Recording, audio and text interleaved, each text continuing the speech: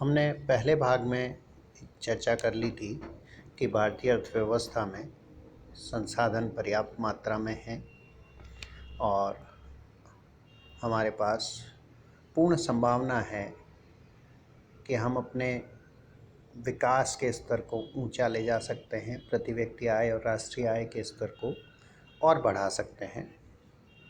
किंतु सामान्यतः वर्तमान में हमें भारतीय अर्थव्यवस्था को विकासशील अर्थव्यवस्था माना जाता है। विकासशील अर्थव्यवस्था का सामान्य अभिप्राय जो लिया जाता है वो है कि वह अर्थव्यवस्था जहां प्रति व्यक्ति आय का स्तर नीचा हो, औद्योगिक पिछड़ापन हो, पूंजी निर्माण में की दर में कमी हो, बेरोजगारी, तकनीकी ज्ञान में कमी, बाजार की अपूर्णताएं आदि पाई जाती हों। इस संदर्भ में हम देखें तो भारत में प्रति व्यक्ति आय का स्तर कम है।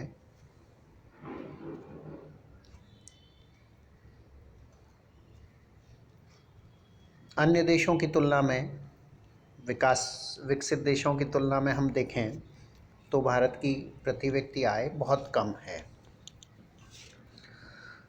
दूसरा हम देखें तो जीवन स्तर हमारे यहाँ नीचा है। अन्य विकसित देशों की तुलना में देखें तो जहाँ व्यक्तियों को प्रतिदिन 3400 कैलोरी उपलब्ध है, वहीं भारत में केवल 2000 कैलोरी का भोजन ही उपलब्ध हो पाता है। एक और बात है कि हमारे यहाँ जन्म दर ऊँची है, यद्यपि मृत्यु दर में अब कमी आई है, किंतु दूसरे देशों की तुलना में देखें तो यह अभी भी अधिक है। औसत आयु की बात करें तो जहां अमेरिका और यूरोपीय देशों में औसत आयु व्यक्ति की लगभग 75 वर्ष है, वहां भारत में यह अभी 67 वर्ष ही है। पूंजी निर्माण की दर हमारे यहाँ बहुत कम है। भारत में लगभग 32 से 33% की पूंजी निर्माण की दर है, जबकि विकसित देशों में यह है 45 से 50% की अलग अलग देशों में है। बेरोज़गारी की बात करें तो हमारे यहाँ बेरोज़गार व्यक्तियों की संख्या काफ़ी है, साथ में छिपी हुई बेरोज़गारी भी है। ऐसे में इस श्रम शक्ति का पूरा इस्तेमाल देश के उत्पादन और विकास के लिए नहीं हो पाता है।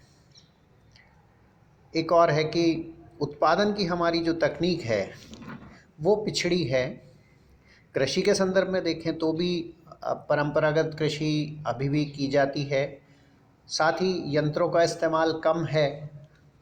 छोटी जोत होने के कारण यंत्रों का उपयोग भी लागत को बढ़ाता है।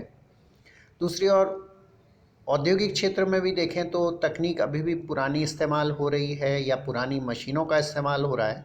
नतीजे में उत्पादकता कम है दूसरे देशों की तुलना में।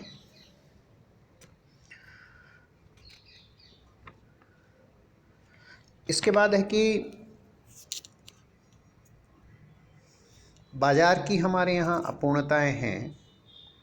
साधनों की गतिशीलता अपेक्षाकृत कम है। बाजार दशाओं की अज्ञानता भी पाई जाती है। अमौद्रिक क्षेत्र अभी भी अर्थव्यवस्था में काफ़ी भाग है।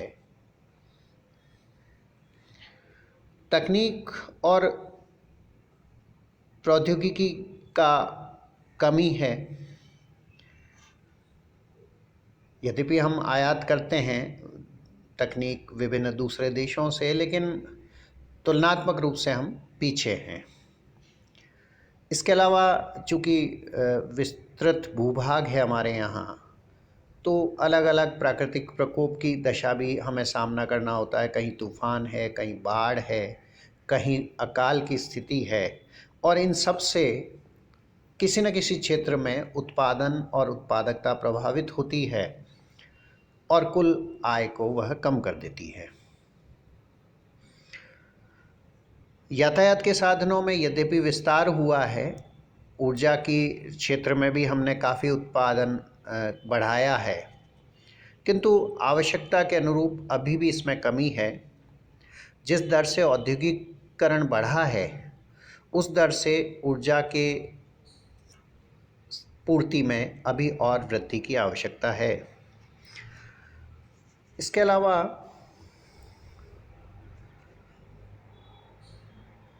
निर्धनता का जो कुचक्र है वह भी हमारे यहाँ काम करता है, और नतीजे में अभी भी जनसंख्या का एक बड़ा भाग गरीबी रेखा से नीचे है, या हम उन्हें गरीब कह सकते हैं।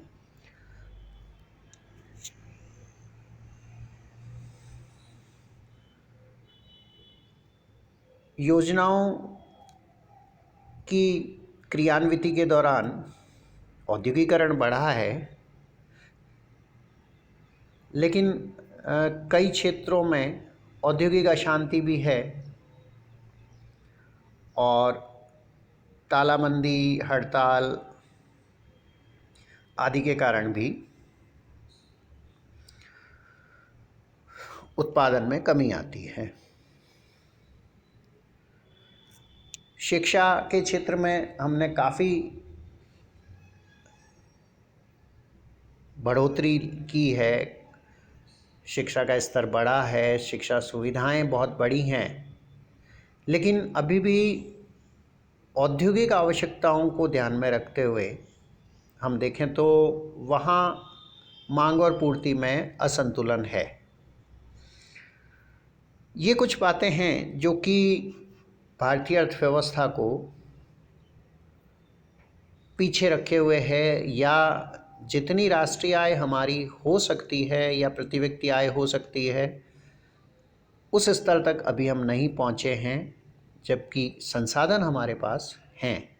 तो ऐसे में आवश्यकता है कि हम अपनी इन कमियों की तरफ ध्यान दें और भविष्य में और अधिक आय, उत्पादन, रोजगार को बढ़ा सकें, ताकि हम अपनी राष्ट्रीय आय और प्रति व्यक्ति आय को ऊंचा कर सकें, देशवासियों का जीवन स्तर बढ़ सके।